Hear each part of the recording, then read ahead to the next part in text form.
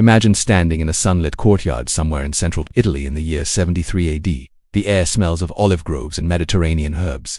Before you stands a Roman villa owner named Gaius Petronius, a man of considerable wealth and education. In his hands he holds a leather-bound ledger, the kind any merchant might carry. But he isn't counting amphorae of wine or bushels of grain. He's calculating the reproductive value of a 14-year-old girl standing before him, trembling in the afternoon light. He examines her teeth like a horse trader at market. He measures her hips with a length of cord. Then he opens that ledger and writes a single notation: 12,000 sesterti over 20 years, assuming 8 successful births. This isn't fiction. This is documented history. And what the Romans did in the shadows of their civilization will fundamentally change how you understand the ancient world. We celebrate Rome for giving us roads and aqueducts, for Latin and law, for the Colosseum and the concept of republican government. But there's another legacy, one that survived in villa records discovered by archaeologists in 1987 near Pompeii. These documents revealed something far darker than gladiatorial combat or political intrigue. They show us that Rome didn't just practice slavery, they industrialized human reproduction itself, turning the creation of life into a calculated science with the same methodical precision they applied to architecture and military conquest. And they wrote it all down. The wealthiest man in Rome during the 1st century BC wasn't made rich by conquest alone. Marcus Licinius Crassus, the man who would eventually help form the first triumvirate with Julius Caesar and Pompey, built much of his fortune through real estate and silver mines. But his villa records tell another story. When archaeologists pieced together fragments of his accounting ledgers, they found something that read less like financial records and more like livestock breeding manuals, except the stock being catalogued were human beings. A healthy 16-year-old woman purchased for 2,000 sesterti could theoretically produce 8 to 10 children over her reproductive lifetime. Each child, if healthy and properly trained, could sell for 1,500 sesterti. The mathematics was simple and horrifying. This represented a potential return of 12 to 15,000 sesterti over 2 decades. Pure profit from human reproduction. But Crassus wasn't alone in this practice, and he wasn't even the most systematic. Throughout the Roman countryside, villa owners maintained detailed breeding programs that tracked menstrual cycles with the efficiency of modern database systems. Women who failed to conceive within their first year of forced reproduction were marked as defective, merchandised and sold at reduced prices to recoup costs. The records describe purchasing decisions made specifically on the basis of proven fertility. One entry preserved in carbonized form from the eruption of Mount Vesuvius in 79 AD describes the acquisition of a Greek woman whose previous owner provided written testimony, vouching for her exceptional fertility and the superior quality and health of her previous offspring. She was priced at 30% above market rate, and the buyer considered it a bargain. The true systematic horror becomes clear when you examine the breeding pairings documented in these records. Like modern dog breeders selecting for specific traits, Roman villa owners matched enslaved men and women based on characteristics they wished to reproduce in the next generation. Tall, physically powerful men from Germanic regions were paired with women from areas known for producing skilled craftspeople. Women considered beautiful by Roman standards were matched with men who demonstrated intelligence or artistic ability, creating a next generation suitable for household service where appearance and wit commanded premium prices. This wasn't random, it was calculated. Eugenics applied to human beings, centuries before that term would even exist. Archaeological evidence supports every horrifying detail. Excavations at villa sites across Italy have revealed specialized housing structures that served no purpose other than managing human reproduction. Separate quarters for pregnant women featured larger chambers with sophisticated ventilation systems. Nursery complexes could house dozens of infants simultaneously. The architecture itself becomes evidence of intention.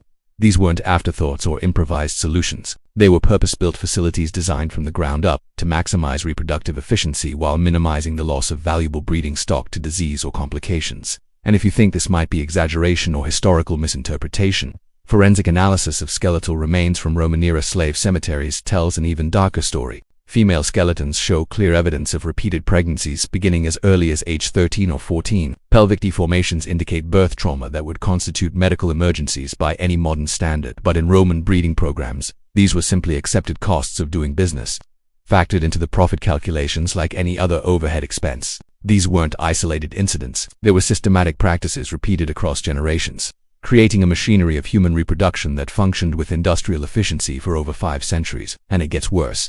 The Romans didn't just practice human breeding through trial and error, they wrote instruction manuals. Marcus Terentius Varro, one of Rome's most respected scholars, produced an agricultural treatise in 37 BC called Rerum Rusticarum that survived through medieval manuscripts. Modern readers approaching this text expecting advice on crop rotation and animal husbandry encounter something far more disturbing.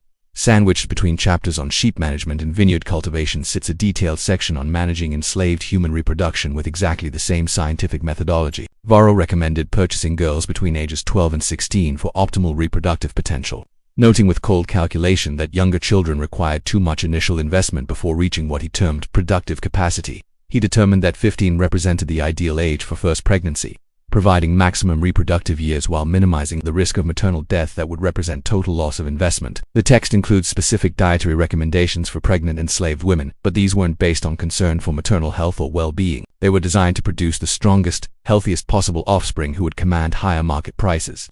Pregnant women received additional grain rations and occasional meat, not out of compassion, but because malnourished mothers produced weaker children who sold for less. Every decision was economic. Every calculation was about return on investment.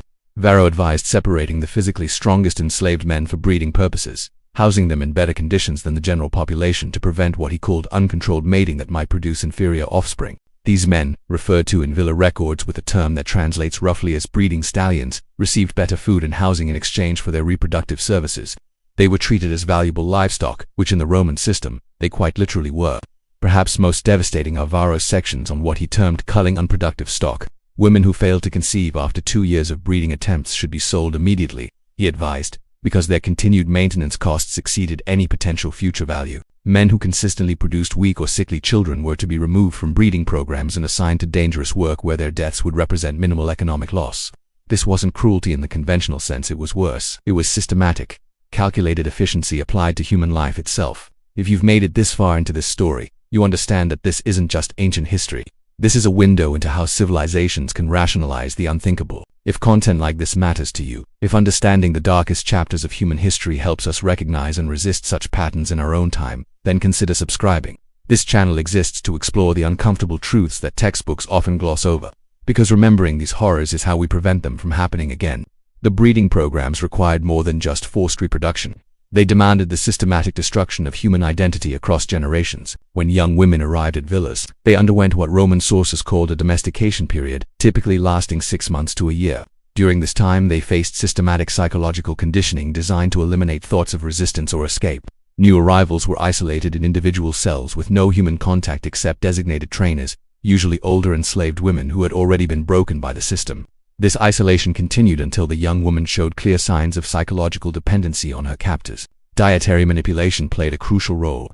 Barely adequate nutrition created physical weakness that made resistance impossible, while food became both reward for compliance and punishment for defiance. This conditioning linked survival itself to absolute obedience.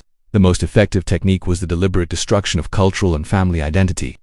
New arrivals were forced to abandon their birth names, native languages, and religious practices. They received Roman names and faced severe punishment for speaking their native tongues. Women who arrived with children had them immediately taken away, either assigned to different parts of the villa or sold to other owners. This served 3 purposes. It eliminated distractions that might interfere with breeding duties. It created emotional trauma that broke resistance. And it provided leverage for ensuring continued compliance through threats against those children. The documentation indicates that successful conditioning was measured by specific behavioral markers. A fully broken woman would demonstrate complete sexual compliance, show no emotional attachment to offspring beyond basic physical care, and would actively assist in conditioning newly arrived women. Those who reached this level of psychological destruction were considered premium breeding stock, worth significantly more than recent arrivals who still retained traces of independent will. The ultimate achievement of Roman breeding programs was the Verni system, slaves born and raised in captivity who never knew freedom. These houseborn individuals represented the pinnacle of the system because they had no memories of freedom to corrupt their compliance. Roman agricultural writers recommended that at least 80% of a villa's population should consist of Verni, as they represented better long-term investments than adults who retained dangerous memories of independence. The system began with carefully planned pregnancies timed for maximum efficiency. Multiple women gave birth during the same season, allowing for centralized childcare. Spring births were preferred because children could be weaned during harvest when their mother's milk was less crucial. Newborn Verni underwent immediate evaluation.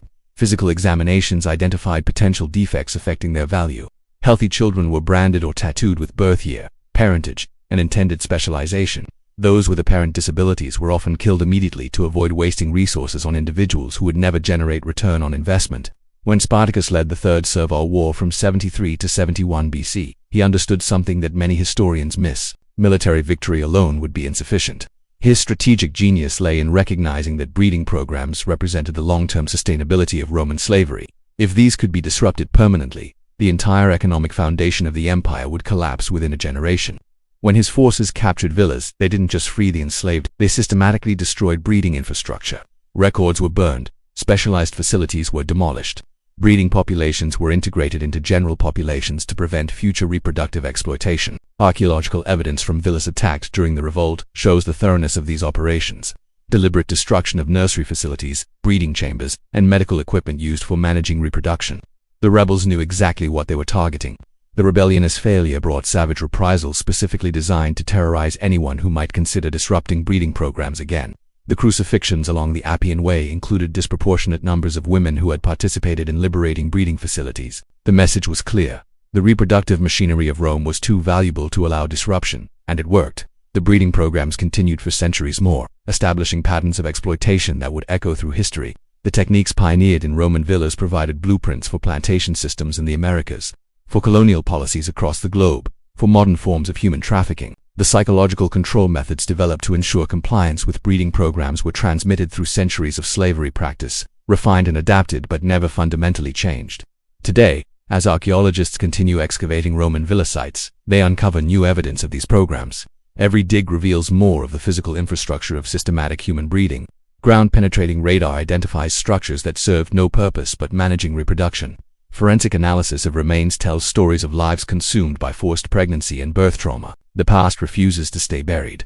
And perhaps that's how it should be. Because these weren't anomalies or aberrations, they were systems, operating openly, documented in texts that were copied and preserved because Romans saw nothing wrong with what they were doing. They built monuments to their civilization while running human breeding programs with the same pride they took in their engineering achievements. That's the true horror. Not that it happened, but that for over 5 centuries it was simply normal. The question we're left with isn't how could they have done this. The question is what systematic horrors are we currently normalizing that future generations will look back on with the same revulsion? What are we writing instruction manuals for right now?